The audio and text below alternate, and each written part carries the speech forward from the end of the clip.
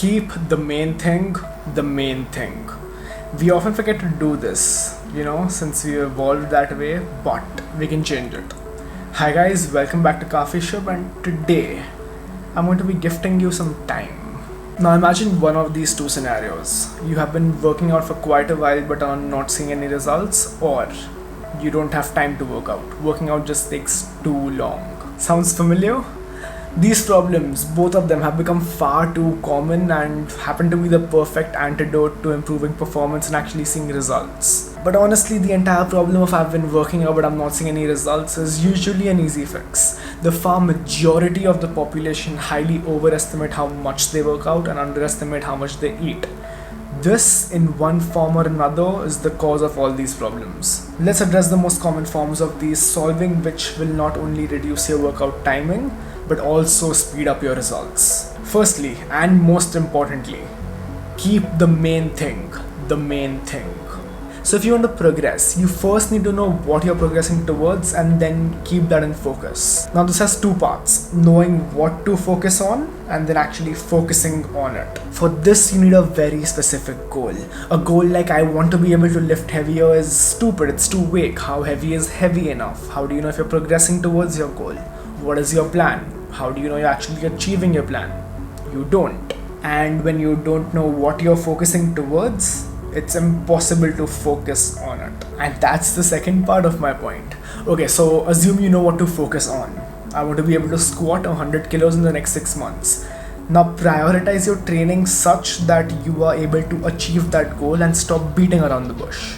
So if you have to squat, spending half of your time doing bicep curls and chest presses is not going to help you. Now, I don't mean to say you don't have to do the other moves. What I'm saying is you don't have to spend half of your time doing the other moves. This is where keeping the focus in focus comes into play. So spend majority of your time doing things that will help you enable your goal and the rest of the time doing everything else. This includes working out all your other muscles, your general maintenance, your cardio, and so on. And this brings me to my next point.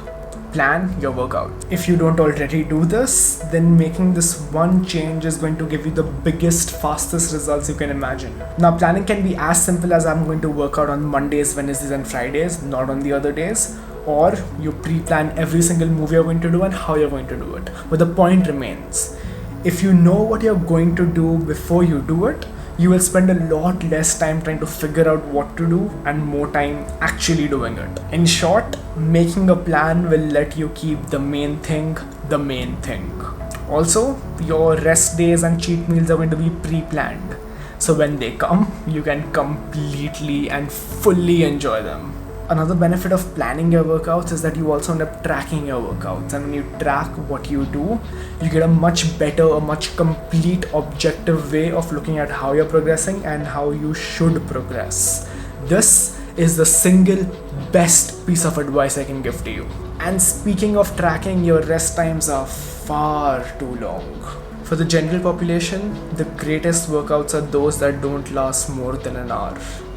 This was taught to me by my professor who taught me everything I know in fitness. We tend to get lazy during our workouts, we get distracted easily, and all this usually shows up in the form of our rest times getting too long. You don't need to check your phone after every single set that you do because you spend a minute or two too long doing so, and these minutes add up. 20 to 30 such extra minutes of rest is not uncommon and really hampers your progress. As I said before, track it down, use your phone as a stopwatch and actually see how long you're resting and write it down. Next time, reduce your rest by a little bit and do it again. You will soon realize you don't need those 2, 3, 4 minute long rest sessions between every single set, and you can eventually bring your workout time down into half. Now, resting during your workout brings me to resting after your workout. If you're anything like me and hate the ideas of rest days, suck it up, you have to rest. Performance is divided into two parts, training and resting. Now, you can train all you want, but if you don't follow up with adequate rest, you're going nowhere and also going to burn out really hard. When you have to rest, you have to rest, and this is where planning gets even more important. After a workout, you don't rest, you don't recover. If you don't recover, then you're sore for your next workout. If you're sore for your next workout, you overexert and underperform. Leads to a burnout. See where I'm going with this? So when you have to rest, You have to rest. You need it, I need it, LeBron needs it. Just rest. And finally, the last thing that you have to do to make your workouts that much more efficient is to change it as little as possible. Let me explain. You need to have a flexible training plan because things come up, life happens. What you cannot do though is to change your training or your goal when you feel like it. So if you've planned to squat 100 kilos in 6 months, 2 weeks into your training, you cannot be changing that 100 kilos to 150 kilos and definitely cannot be changing the squat to a deadlift. If you don't give your training enough time, you're definitely not going to see its benefits, and if you keep changing it midway, you're going to be worse off than where you started.